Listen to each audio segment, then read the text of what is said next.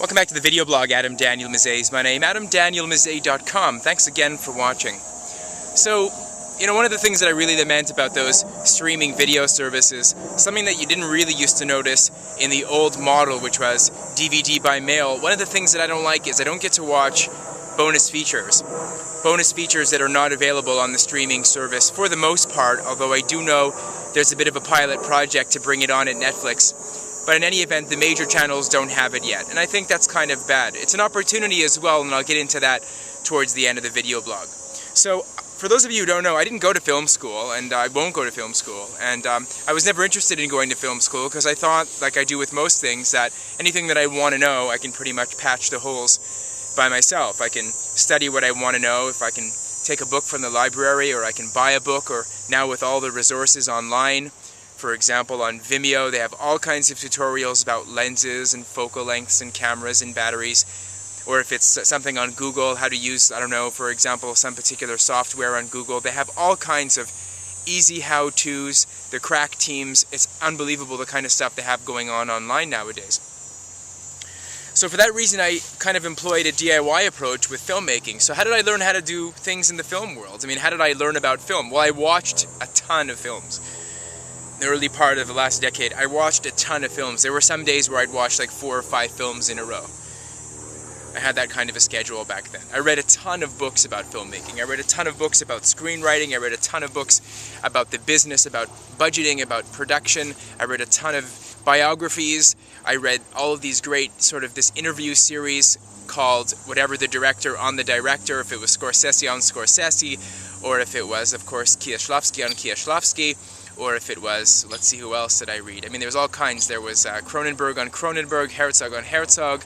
I read Almodovar on Almodovar, all kinds of different books, just to get an idea from the directors themselves, the kind of the challenges that they had to face in making their particular projects. I really, really, really enjoyed that. And that's how I learned, like I said, about filmmaking. I didn't have to go to a film school and pay an expensive tuition. Of course, avoiding tuition is an advantage, but that wasn't the reason why I didn't go. I just thought it would be a waste of time. I thought that, like I do with most things, I can get whatever I need to get quickly without the need to actually, go about it in any kind of a rigid form.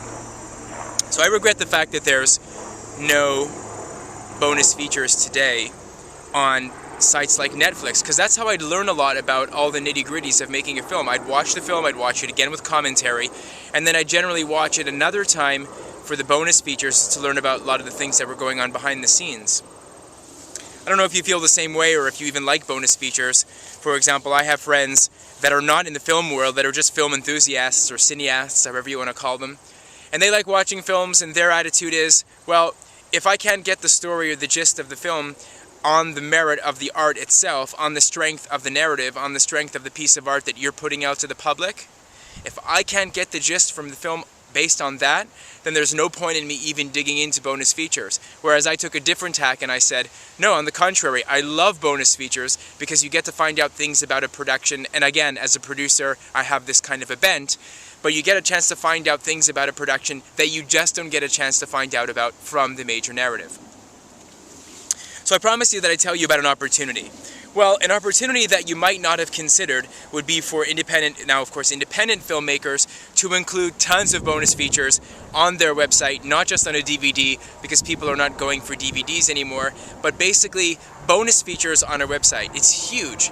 The bonus features the desire to want to know about what goes on behind the scenes on a film shoot, it's still very high. Unfortunately, the delivery mechanisms are undergoing a little bit of a transition, are undergoing a little bit of an evolution right now. I say it's evolving for the good. Make them available, either password, behind a paywall, some way. Make behind-the-scenes stuff available off of a website of some kind. I think that your viewers, people like myself, and there's a lot of us out there, will appreciate it. I just remembered on IMDb, they still have it, I'm sure, it's called Ask a Filmmaker. They'd have people like, I don't know, Penelope Spheris come on and give all kinds of advice. It's precious, it's golden, it's bankable. So that's my gripe about Netflix. I hope that changes pretty quickly. I know that's coming down the pike pretty soon, but no target date, at least that I know of. My name, Adam Daniel Mezei. Thanks again for watching. So amazing. But 6 weeks into the summer, I can't believe it's almost over. It just started.